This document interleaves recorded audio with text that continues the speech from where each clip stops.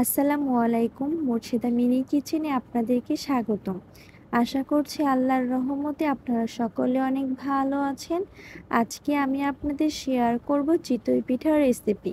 ফুলকো ফুলকো চিতই পিঠা। চিতই পিঠা পছন্দ করে না এমন লোক খুবই কমই পাওয়া যাবে। আশা করছি আমার আজকের এই চিতই পিঠার রেসিপিটি আপনাদের কাছে ভালো লাগবে।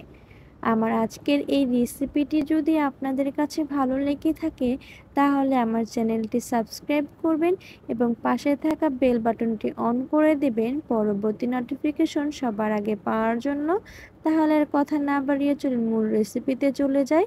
এখানে আমি চাউলের গুঁড়ি নিয়েছি আর পরিমাণ মতো লবণ দিয়ে দিয়েছি।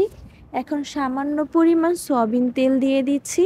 সয়াবিন তেল দেওয়ার কারণে পিঠার খোলা থেকে পিঠাগুলো খুব সহজেই উঠে আসবে, লেগে যাবে না। আর দিয়ে দিচ্ছি পরিমাণ মতো পানি। আমি এখানে নর্মাল টেম্পারেচারে পানি নিয়েছি। আমি এই নর্মাল পানি দিয়েই পিঠার গোলাটা ভালোভাবে মথে নেব।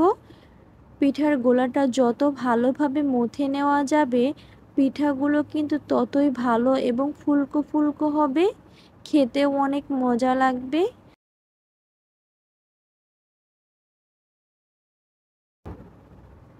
ভালোভাবে মথে নিয়েছি।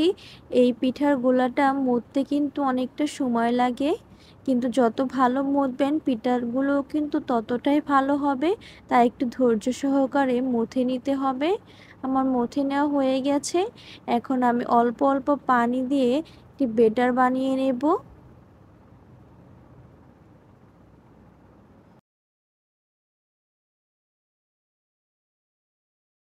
এখন আমি আবার ভালোভাবে পানি দিয়ে মথে নিচ্ছি।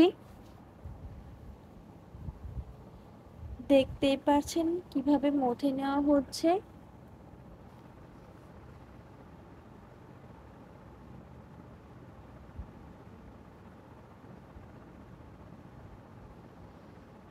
দেখতেই পাচ্ছেন আমার বেটারটা কিন্তু অনেকটা ঘন হয়ে গিয়েছে। এখন আমার আরেকটু পানি এড করব, কারণ চিতই পিঠা বানাতে হলে কিন্তু বেটারটা একটু পাতলা হতে হবে, তা না হলে কিন্তু পিঠাগুলো ফুলবে না। আমার চিতই পিঠার বেটার একদম রেডি হয়ে গিয়েছে। এখন পিঠা ভাজতে চলে যাব। চুলায় একটি মাটির খোলা বসিয়ে গরম করে নিয়েছি। এখন এর মধ্যে দিয়ে দিচ্ছি বেটার। এখন ঢাকনা দিয়ে ঢেকে 2 থেকে 3 মিনিটের মতো অপেক্ষা করব। প্রায় 3 মিনিট পর ফিরে আসলাম। দেখতেই পাচ্ছেন কত সুন্দর পিঠাগুলো ফুলে উঠেছে। পিঠা হয়ে গিয়েছে। এখন আমি নামিয়ে নেব এবং এই খোলাতে আবার আরেকটি পিঠা দিয়ে দেব।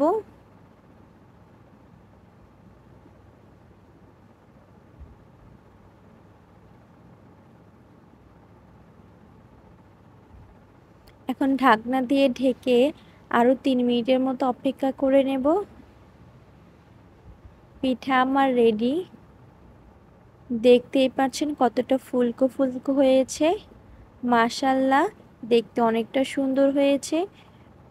পিছন সাইডটিও অনেক সুন্দর হয়েছে, একদমই পড়েনি।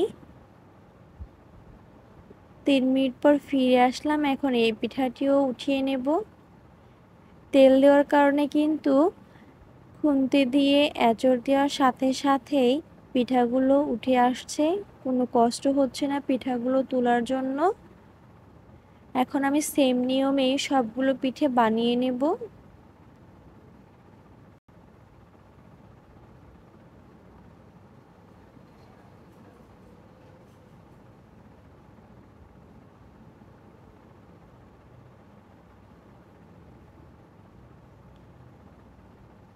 দেখুন কোনো পিঠারই কিন্তু পিছন সাইড পুড়ে যায়নি।